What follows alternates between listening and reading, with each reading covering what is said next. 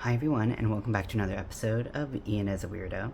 So today, and over the next couple of videos, I'm going to be walking through how I made this CAL-OWEEN mosaic crochet bag. One side has a jack-o'-lantern pattern to it, and the other has the hook that yarn symbol that I made, and the kind of melty smiley that I like to use on my channel, and it also says CAL-OWEEN 2025.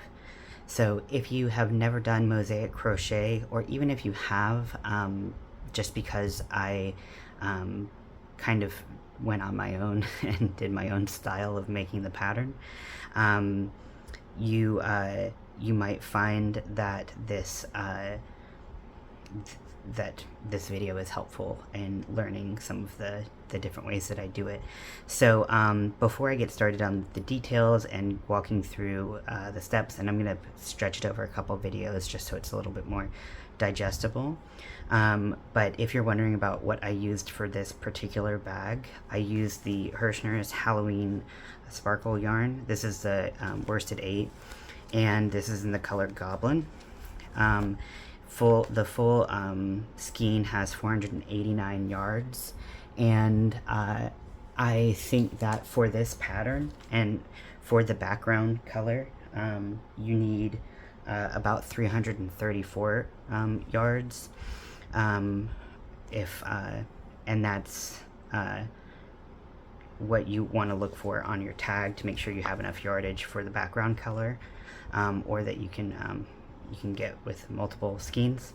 And then for the other color, and I did not weigh the skeins before, with what's on the tag, that's the minimum, so I just used what the minimum was, so it might be slightly off, but hopefully it gives you a kind of starting idea of what you need.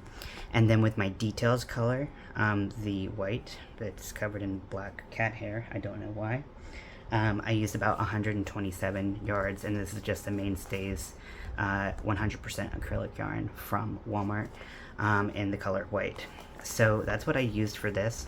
You want to use colors that contrast each other well so that you can see your stitches easily, and you can see your hard work pay off. So for this example that I'm going to do, I'm going to use these two colors. This is the Big Twist Value in Orange Bright. This is going to be my background color, and then I'm going to be using the Mainstays 100% acrylic in the color Purple, and I'm going to be using that as my details color.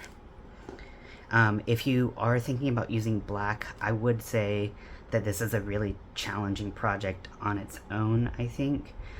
So be mindful if you want to do black that's going to be a little bit harder. It's not impossible by any means, and black looks great, but if you're using a solid black yarn, it is going to be more challenging. I am using a 4.5 millimeter hook. For this, I found that kept my stitches tight enough, but it just felt right. The density and the plushness of this project. So I'm really happy with the 4.5 millimeter, but you can obviously do whatever you like. I just found that was good for me.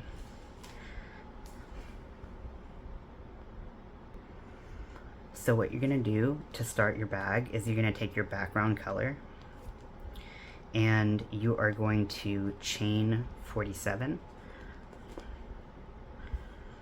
So you're going to start this just like any project.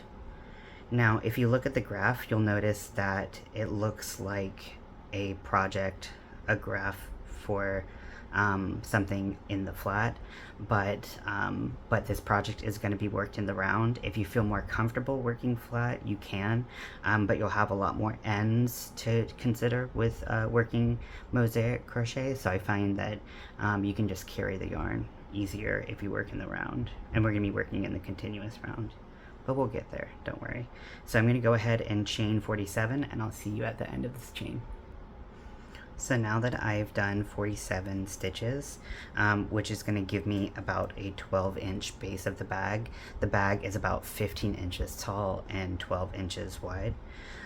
So once we've done our 47 chain, then we are going to go into the second, we're going to go into the second, sorry. So now that we've done the 47th chain, we are going to go in the back loop of the chain, back loops, and do single crochets all the way down until we get to the end, and in our last stitch we're going to do something a little bit different. We're going to turn it around. Now, you don't have to work in the back loop if you don't prefer to do it this way, but I do feel like this closes up the bottom of the bag a little bit better and looks a little bit neater if you do the back bump method, but whatever you feel comfortable with. As long as your stitch count is good, however you get there works for me.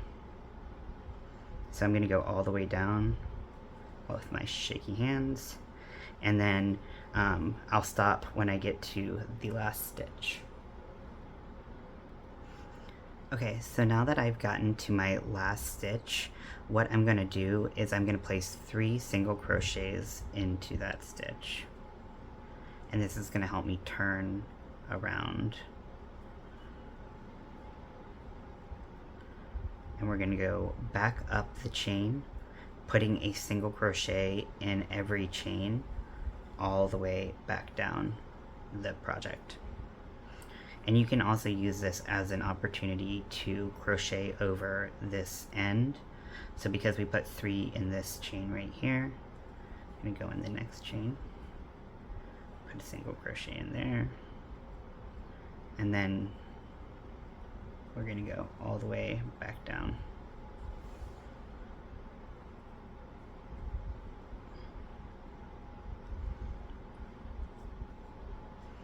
Sorry, it's really hard to do this with my arms more extended than I normally do.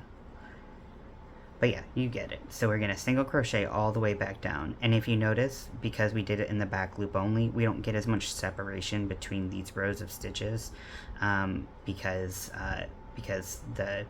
how we use the anatomy of the chain to create a tighter bottom, if you will. So I'm going to go all the way down until I get to the end of the chain, and then we're going to make sure that we have the right count of stitches. So at the end of round 1, you should have 93 stitches. So what I'm going to do, starting round 2, I'm not going to chain up to go to the next round. I'm just going to go into the next stitch, or the first stitch of the round without chaining up. So I'm going to be doing a single crochet through both loops. Now, this is the first time we see a symbol for our graph. Now, if you're following along with the graph and part of there's not much written for the pattern because the graph is more explanatory once we get to understanding the different stitches and whatnot. When you see the plus sign, regardless of the color that the symbol is in, you are going to do a crochet through both, single crochet through both loops. Now with mosaic crochet, instead of changing color midway through the row like we often do when we do tapestry crochet or any kind of color work, what we often do, especially in like kind of its most basic, I guess, basic quote-unquote form, is we use the alternating rows of different colors to create the color work. So especially, so this is overlay mosaic. So what we're gonna do is for this project, every odd row other than row 1, we're going to be using our details color, and we're going to be going and doing a row with that. and every even row we're going to be using our background color. And that is what we're going to do throughout the whole rest of the project. So you know, it kind of helps orient you to what you're on. I know that the color of the symbol gets confusing because it confuses me when I do other mosaic crochets, but it is just kind of there as a reference to how your project should look at the end. And you should kind of start seeing it take shape within that row and the rows following. So I know it can be a little confusing, and if you take a break from it and you come back to it, it is something that constantly confuses me, but don't worry, just keep working at it and it will be a little less confusing. So I'm going to do a single crochet in both loops all the way around.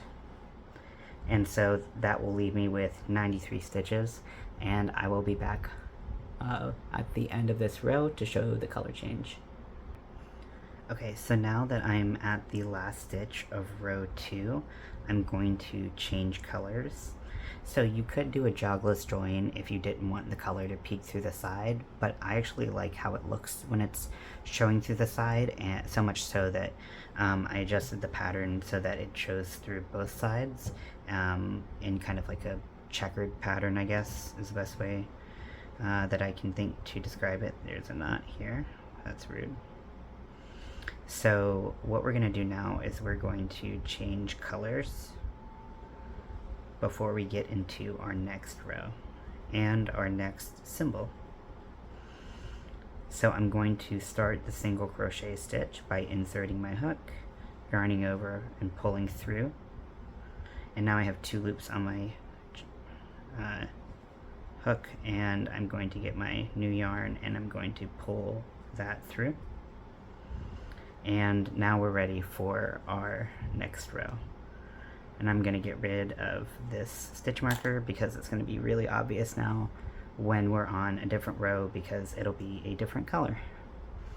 So if you see any stitch that has a that does not have any symbol in it, regardless of the color of the stitch, just like before, anytime the color changes in the stitch, that has nothing to do with what we're working on.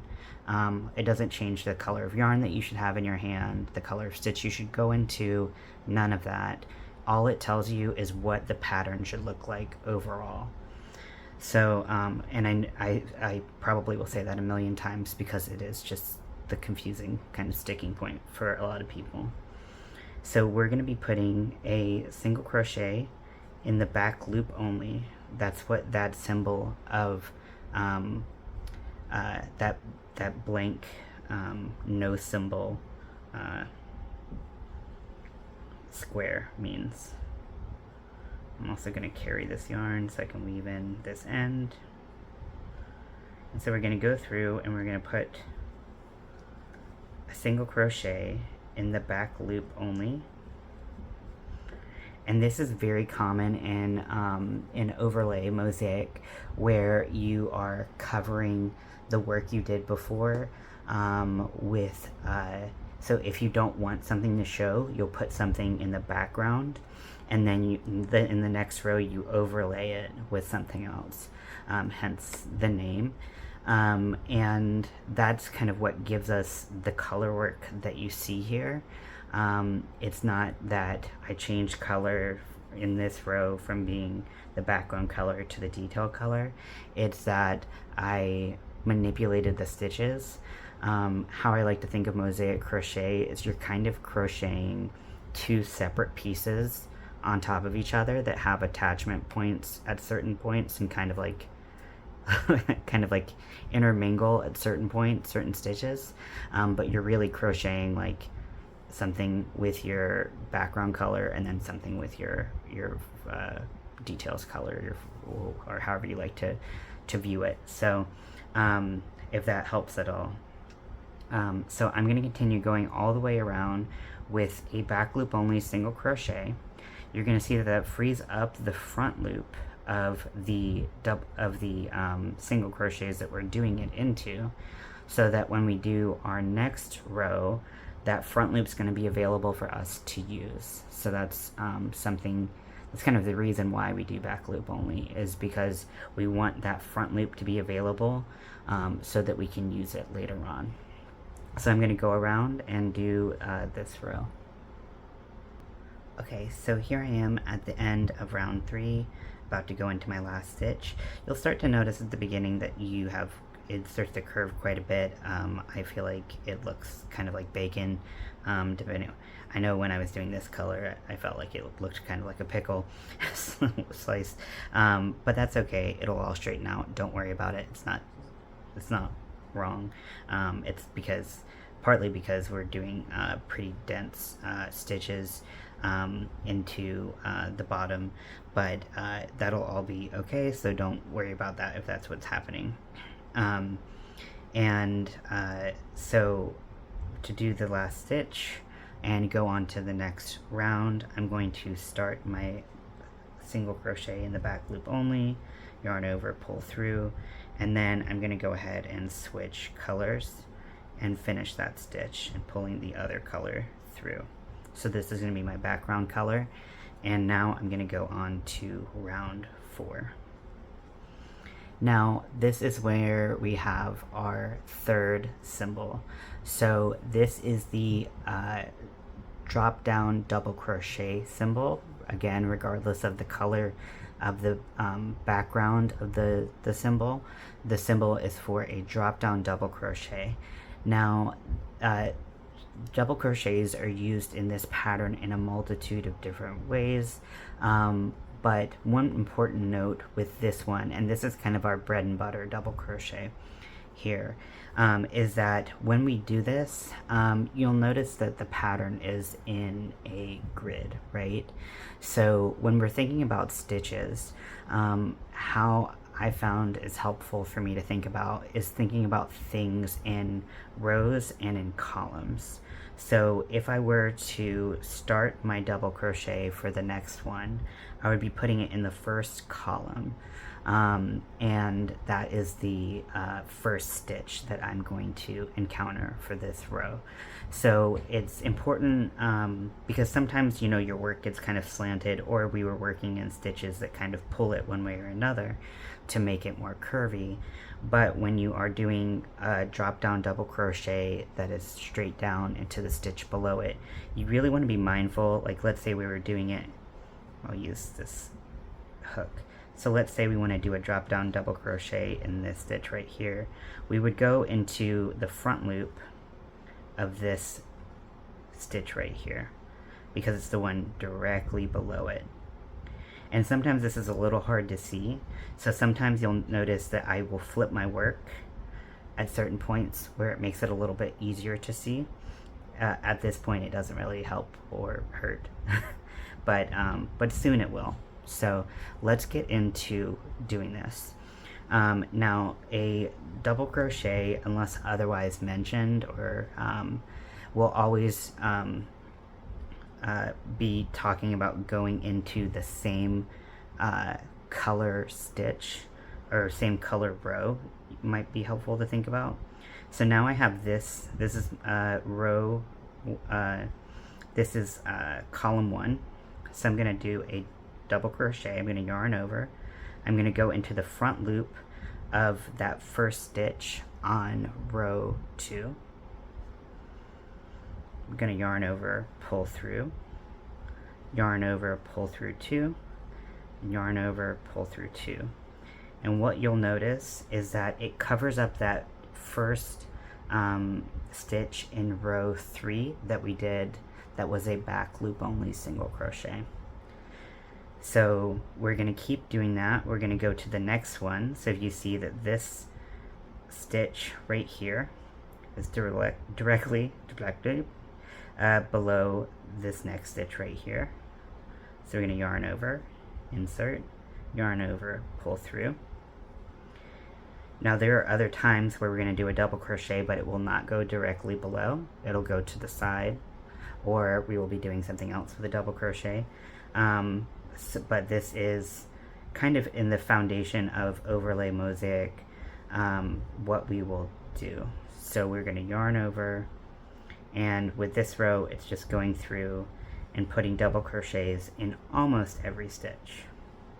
Now you will notice that in row 4, column 47, which is going to be conveniently right at this end right here, we are going to put a back loop only, and this is so that the colors that peek through the side when we change colors here are kind of mirrored on the other side too.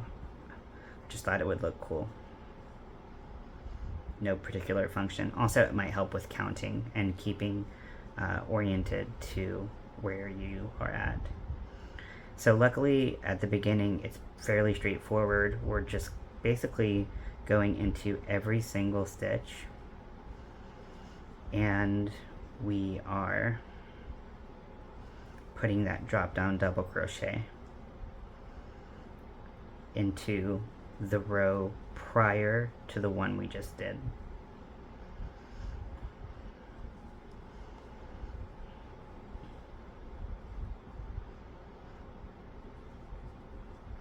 So I'm going to keep going until I get to row, so you can see that it covers up that whole row that we did, but you can flip the work and really see what you've done previously. So this is what the underside looks like, and this is what the outside will look like. So I'm going to get to row 47 and I'll show you how we work from there. Okay, so we're getting to the 47th stitch, which I've marked with the stitch marker. So this is the 45th that I just went into, and this is the 46th. Now, for this stitch, again, remembering that we want to work in the same column for this stitch, is we're going to put a single crochet in the back loop only of the 47th stitch. Or we're going to try to. There we go. Single crochet. And see how that lets the purple peek through. And it's going to look pretty similar on the other side with the color changes and everything. After that, I'm going to take the stitch marker out. And then in the next stitch, so we're going to the next column, so you're going to look at the stitch next to it, and you look directly below it. And that's where we're going to insert our hook after our yarn over to do another drop down double crochet.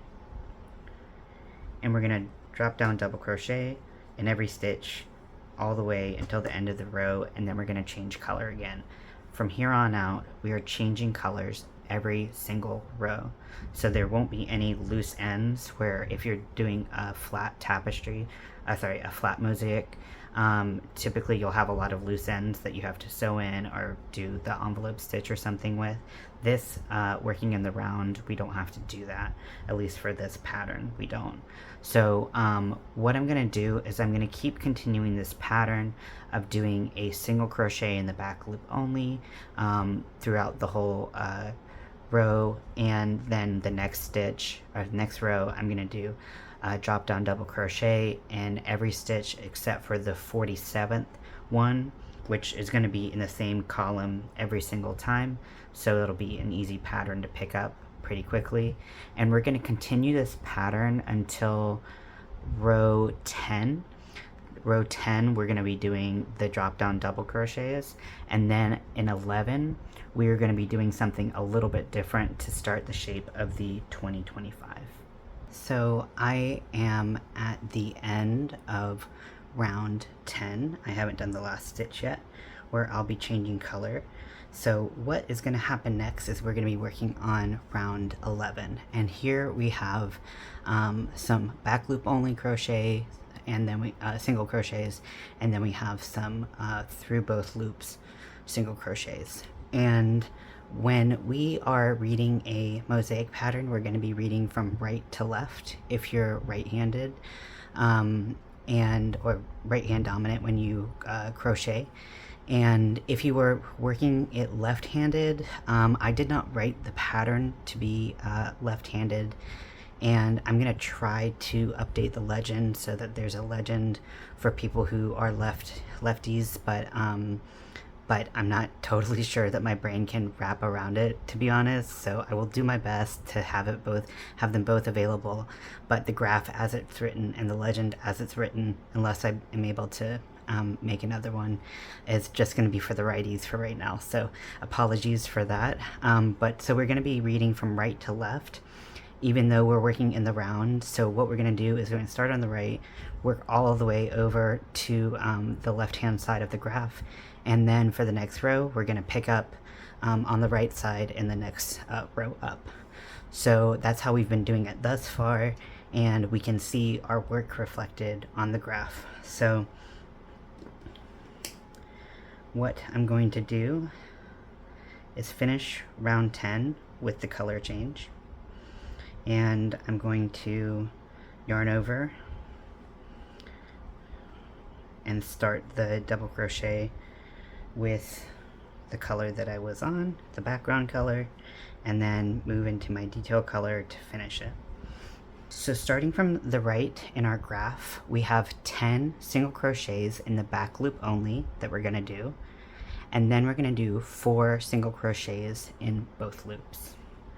The reason why I like to do single crochets in both loops at the bottom of a lot of shapes is that I feel like it gives some cleaner lines, so that's why those are there. So in the double crochet that I made in round 10, I'm going to be working in the back loop and doing 10 single crochets. Sorry, my hands are extra shaky right now.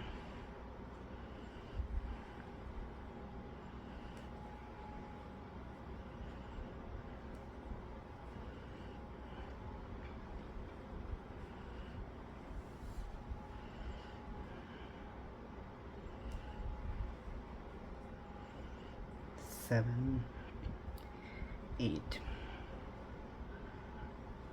9, 10.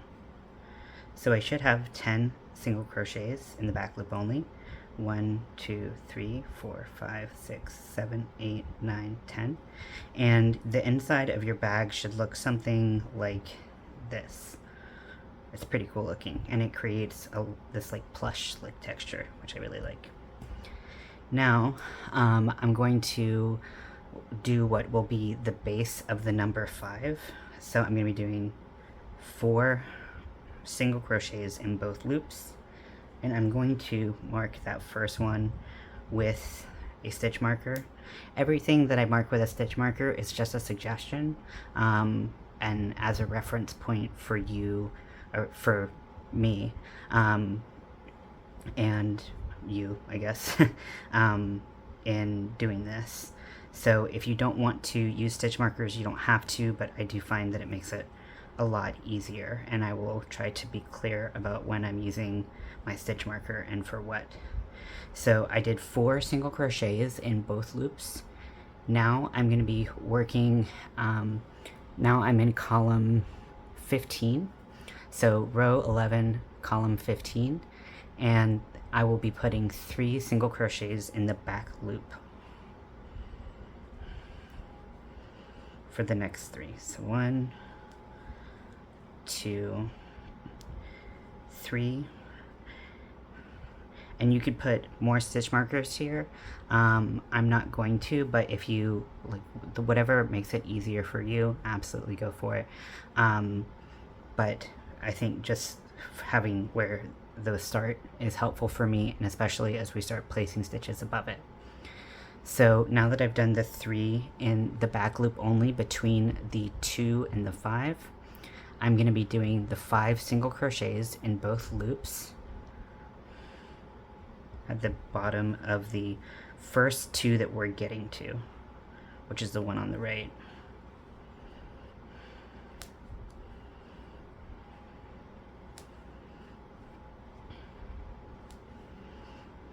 So that's 5 right there.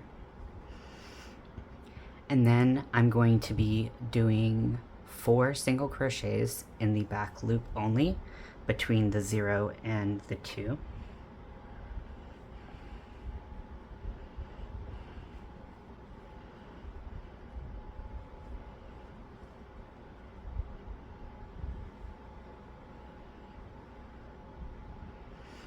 So that's 4 in the back loop only. And you can kind of see the difference in them as you look at the pattern, but it'll be even more clear when we're working over, because anything that's in the back loop right here is going to be overlaid with something. So that's going to be kind of, we're leaving those front loops of those stitches open so that a double crochet can come down and cover up that purple or whatever your detail color is. So now that I've done the 4 in between the number 0 and the number 2, I'm going to put 3 single crochets in both loops.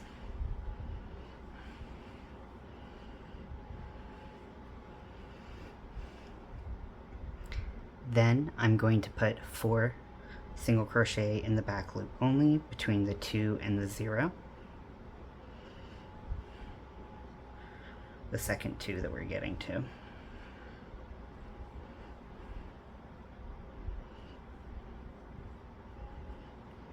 So it's 4 single crochet in the back loop only, and then we're going to do 5 single crochet in both loops. So kind of see your, you know, how many you're going to do from right to left, and it helps if you do it, you know, if you can kind of cluster them, that helps. But if you have to do it column by column, you say, okay, I'm doing this in this column, this in this column, and moving from right to left always. Again, unless you're going to be doing this in a left-handed fashion, then it kind of helps. I like to group them. It helps me keep things straight as I'm moving through.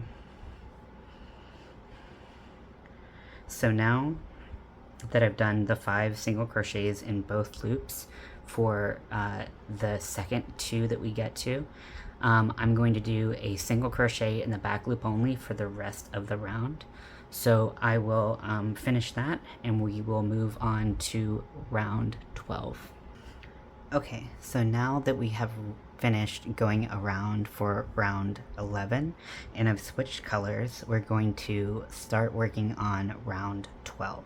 So I am now working with my background color, which for me is orange, and I am going to be looking at the symbols that I have. So this chart has the drop down, so this row has drop down double crochets, and then it also has 2 new symbols that we're gonna get used to.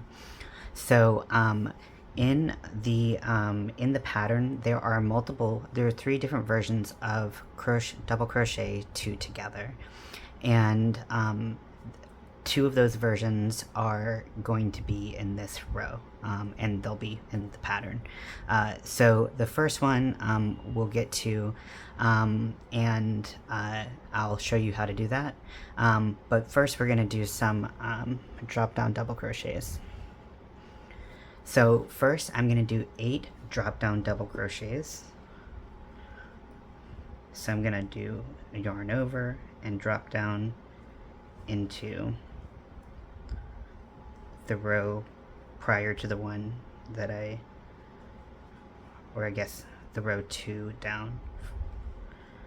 That's an easier way to say that. And I'm going to do 8 of these.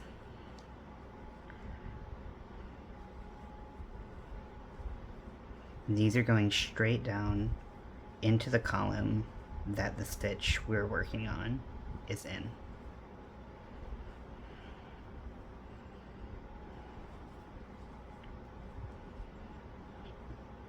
So right now we have 1, 2, 3, 4, 5, 6, 7. So we're going to do 1 more. So now we've encountered the first of 3 double crochet 2 together.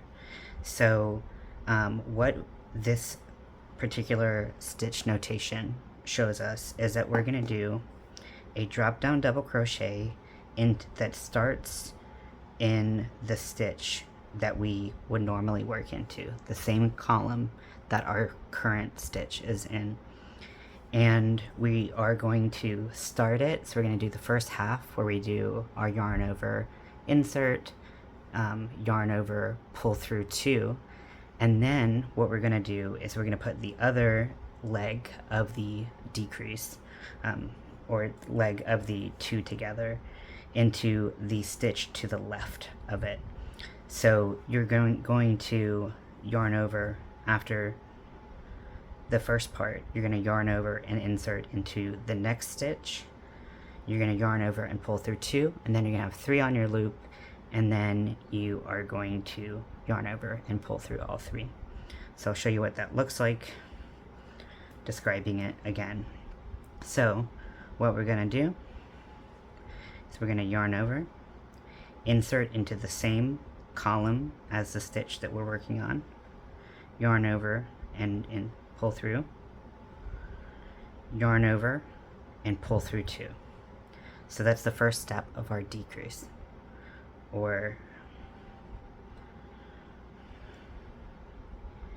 so that's the first step of our double crochet 2 together.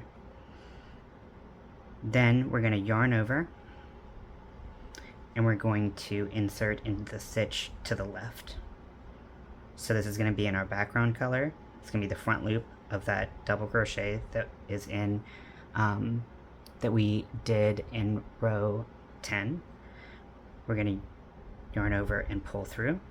So we have 4 loops on our hook, yarn over and pull through 2 again. So we have 3. So you can see that in this stitch we're going to have 2 partial double crochets in each of the next 2 stitches, and yarn over and pull through all 3. So what this does is it creates a slight curve. So in this pattern, as I was writing it, I didn't want my letters and my numbers to be super blocky.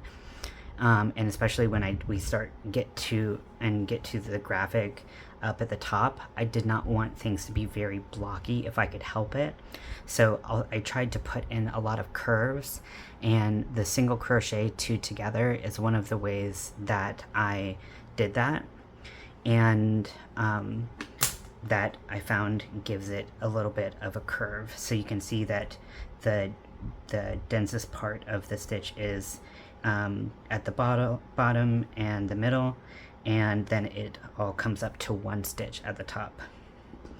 So, and this is something that it's really easy to miss if you're not paying attention, but because we just did 1 stitch, we don't want to add or remove 1 stitch from the row unless otherwise notated, and that is notated later on for a particular stitch. Okay, so now that we have done this double crochet 2 together, and we've placed that single crochet in the back loop only in that same column that the second leg of the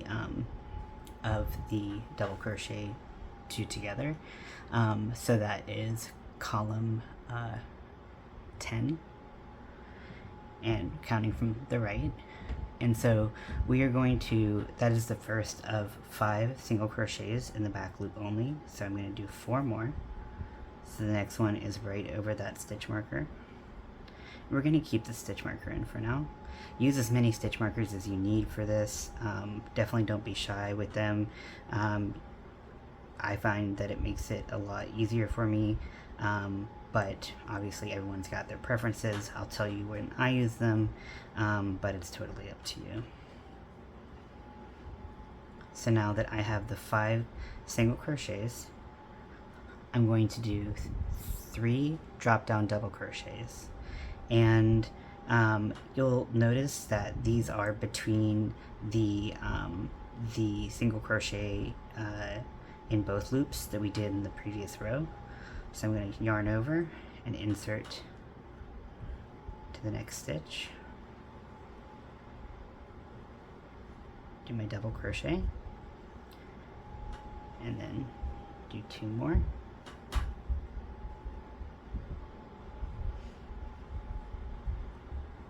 And by doing them in both loops, we're going to get a cleaner line, one, and then also it's a lot easier to tell where we should be placing these, especially when you're first beginning mosaic crochet.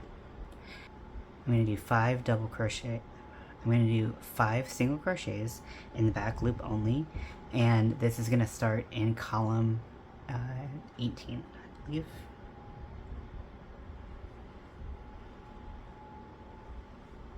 right over the single crochets that we did in the previous round.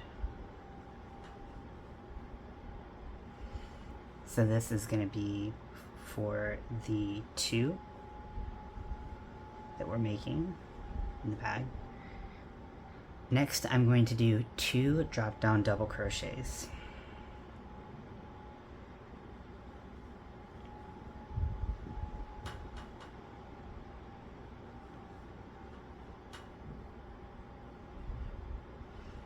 Now that I've done these 2, again, I'm going to do a double crochet 2 together. So to show you what it looks like, again, we're going to yarn over, we're going to insert into the next stitch, yarn over, pull through, so we have 3 loops on our hook, yarn over, pull through 2 loops, and we're not going to finish this double crochet just yet. We're going to yarn over, insert into the double crochet of the next column, yarn over, pull through, so now I have 4 loops on my hook. We're going to yarn over, and we're going to pull through 2, so now I have 3 loops on my hook, and then I'm going to yarn over and pull through all 3 loops, just like that. So again, we kind of have this partially hidden stitch. Now anytime we're doing something that causes, I do the 2 togethers to make curves and things like that, and I do the clusters and all that stuff to make curves, and I feel like, oftentimes you're gonna have a partially hidden stitch, so it's just important to be mindful when you're going through that part of that stitch might be hidden, so just pay attention. It helps again to count the back. So I did 3 stitches between where I'm doing the 2 here and when I'm going to start doing the 0 here, and even though it took up 4 stitches at the bottom, it's actually only 3 stitches, right? We did the 2 drop down double crochets, and then we did the double crochet 2 together. So you can see, if you count 1, 2, 3, that's going to tell us that we should put this single crochet that we're doing next right here, because that is because we have the spots for 3 stitches right there. And then I'm going to do 3 more. I don't know if I said 5 before. If I did, I apologize. So there's going to be a total of 4 single crochets in the back loop only, just like that. Now we're going to learn a new stitch. So this is the cluster stitch. It's very similar to the double crochet 2 together, and sometimes I kind of use them almost interchangeably. You'll notice if I'm coming from this side to make a curve, I often use the double crochet 2 together, and if I'm trying to make a curve in a shape that I've passed, I will often use a cluster, mostly because I couldn't find a symbol that would make any kind of sense. So I mean, I could have made something up and explained it, but I like the symbols to be at least like a little bit intuitive, so you don't have to keep referring to the key and the legend as much. So for a cluster, you're going to yarn over, and it's going to be a 2 double crochet cluster. So you yarn over, you insert into the row that you're currently on, and that is for this particular stitch, that is column 30. I think I said row, but I meant column. So it's column 30. So yarn over, insert into the stitch, yarn over, pull through, so you have 3 loops on your hook, yarn over and pull through 2, so you have 2 loops on your hook. Now you're going to yarn over, and instead of like the double crochet 2 together that we did before, where we moved to the next stitch, we're actually going to do the other part of this stitch in the same column. So we're not moving over one, we're doing it in the same column. So yarn over, insert into column 30 again, yarn over, pull through, so you should have 4 loops on your hook, yarn over, pull through 2, should have 3 loops on your hook, and then yarn over and pull through all 3. So that is what your cluster will look like. And it's just gonna kind of push things over, and it looks really good in the final result. You know, these double crochet 2 togethers, the clusters, those types of stitches, they are the most confusing parts of it, of this, I think. But once you get the hang of it, I find that, well, I think it's, hopefully it makes sense. I made it, so it makes sense to me, so I guess it doesn't count.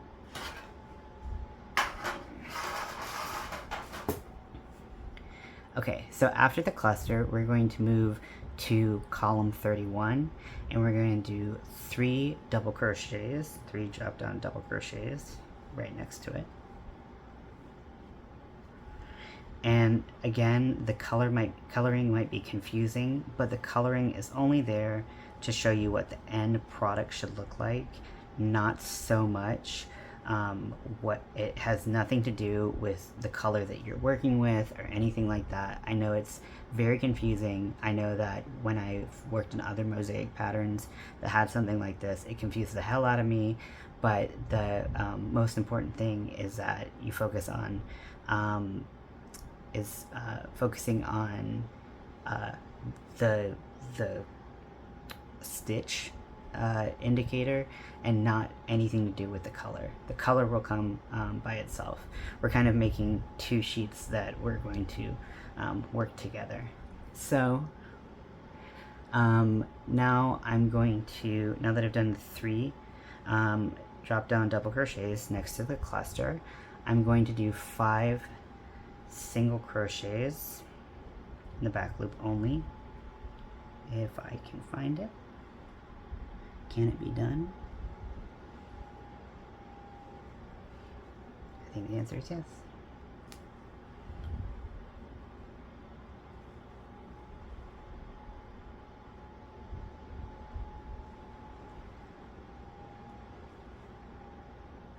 Oh my gosh.